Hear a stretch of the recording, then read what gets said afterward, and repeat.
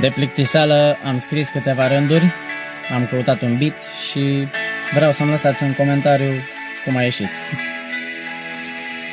Am plecat de acasă, mamă, pentru viitorul meu. Vreau să strâng un bani deoparte și să nu ne fie greu. Munceam din greu și în țară, dar n-am fost apreciat. Acum muncesc aici departe, dar de voi nu am uitat. Fratele s-a însurat și surioara-i la liceu și ca drept recunoștință îi mulțumesc lui Dumnezeu că am cei mai buni părinți și eu mă mândresc cu voi pentru tot ce ați făcut și încă faceți pentru noi.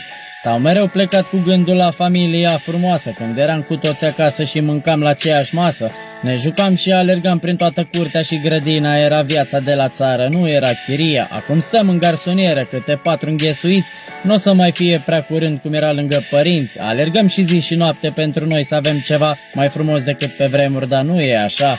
Telefoane, mașini scumpe și tot felul de nevoi. Am uitat ce e iubirea, de aceea suntem goi. Căutăm motive și ne plângem că e greu, dar mereu stau și mă întreb cât ne mai rabdă Dumnezeu. Fiecare dintre noi avem un ideal în viață, chiar de e ușor sau greu trebuie să-i facem față, fiindcă vine o zi în care vrei să vezi că ai reușit și n-ai stat plecat degeaba, ai obținut ce ți-ai dorit.